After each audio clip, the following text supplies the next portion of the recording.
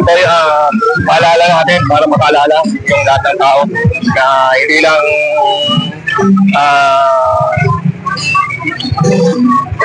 busy sila sa lahat ng bagay, sa mga paghanap buhay, sa pagbili ng pagkain. Kailangan ng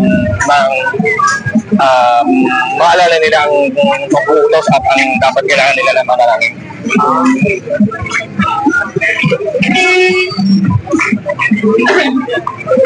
Nay, tawa busy. Oh,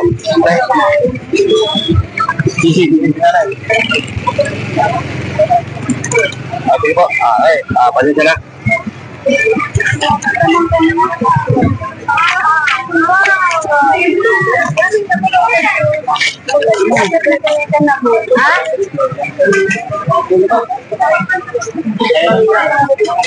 Nay,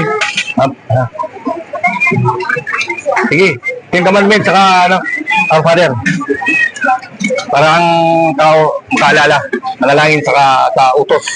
Salamat.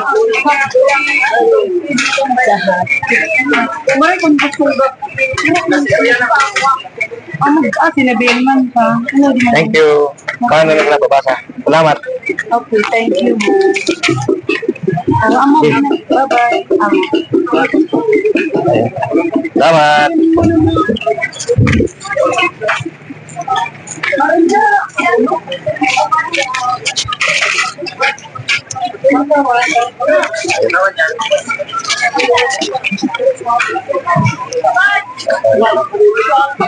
Yung mga natitinda natin. Ay, salamat.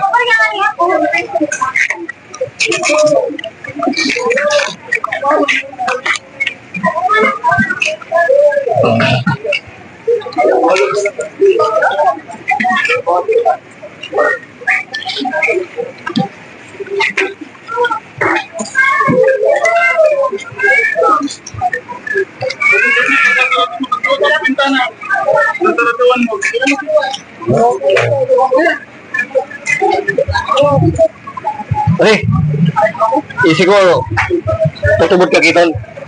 Oo. Salamat pare. Salamat. Yung barkada ko yan, masipag yan. Dito yan sa sa market.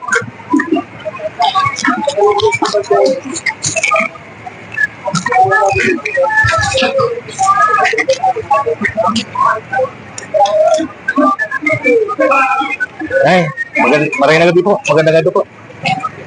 Namimigay lang po, wala nang papel lang po. Our Father saka manalangin saka yung Ten Commandments po.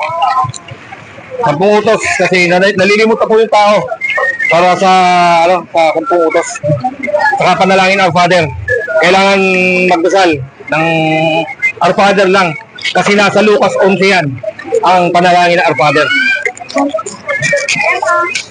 Tapos yung Ten Commandments po, inutos po yan ng Ama sa ni Cristo. Para yung po. Sige po, salamat. Sir.